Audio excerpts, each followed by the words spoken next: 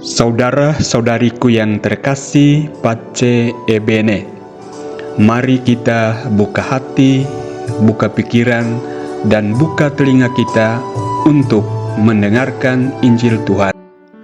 Hari ini kita mendengarkan dan merenungkan Injil Yohanes pasal 8 ayat 51 sampai dengan 59. Sekali peristiwa Yesus berkata kepada orang-orang Yahudi, "Aku berkata kepadamu, sungguh barang siapa menuruti firman-Ku, ia tidak akan mengalami maut sampai selama-lamanya." Kata orang-orang Yahudi kepada Yesus, "Sekarang kami tahu bahwa engkau kerasukan setan. Sebab Abraham telah mati dan demikian juga nabi-nabi.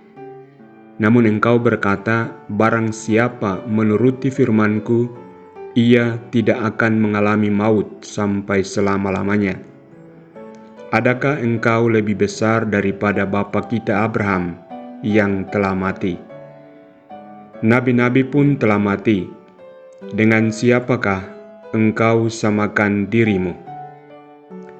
Jawab Yesus, "Jikalau aku memuliakan diriku sendiri, maka kemuliaanku itu sedikit pun tidak ada artinya.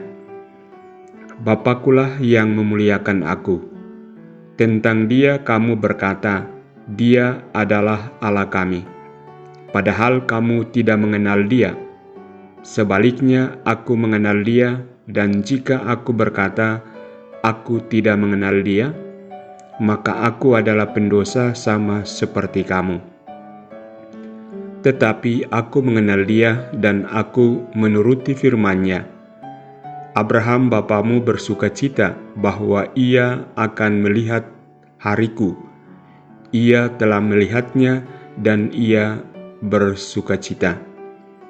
Maka kata orang-orang Yahudi itu kepada Yesus, "Umurmu belum sampai 50 tahun, dan engkau telah melihat Abraham." Kata Yesus kepada mereka, "Aku berkata kepadamu, sesungguhnya sebelum Abraham jadi, aku telah ada." Lalu mereka mengambil batu untuk melempari dia. Tetapi Yesus menghilang dan meninggalkan bait Allah. Saudara-saudariku yang terkasih, Injil ini membantu kita untuk merenungkan beberapa hal penting untuk kehidupan Kristiani kita. Yang pertama, janji hidup abadi dalam Kristus. Yesus menjanjikan hidup abadi bagi mereka yang percaya dan menaatinya.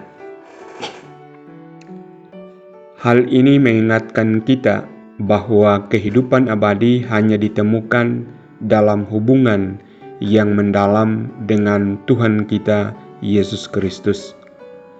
Masa Prapaskah adalah waktu bagi kita untuk merenungkan janji-janjinya dan untuk memperkuat keyakinan kita bahwa hanya di dalam Kristus kita menemukan kehidupan yang sejati dan kekal.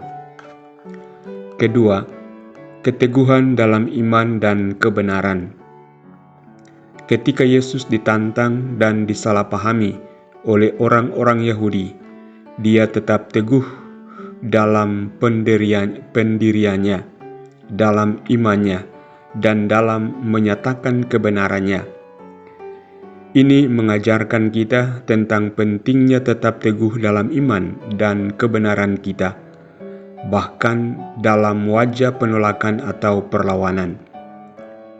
Masa Prapaskah adalah waktu bagi kita untuk menguatkan keteguhan kita dalam kebenaran Kristus, bahkan ketika kita dihadapkan pada ujian atau kesulitan. Ketiga, kepedulian akan kehendak Allah.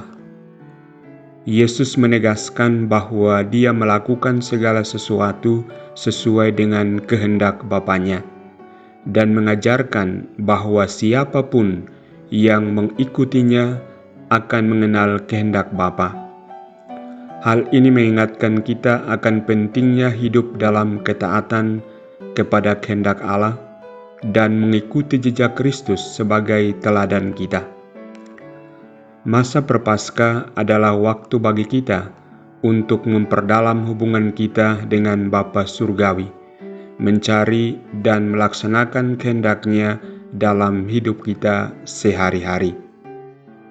Saudara-saudariku yang terkasih, dengan merenungkan Injil ini, marilah kita memperkokoh iman kita dalam Kristus, tetap teguh dalam kebenarannya, dan hidup dalam ketaatan kepada kehendak Bapa. Semoga masa Prapaskah ini membawa kita lebih dekat kepada Kristus dan memperdalam relasi kita dengannya. Tuhan memberkatimu.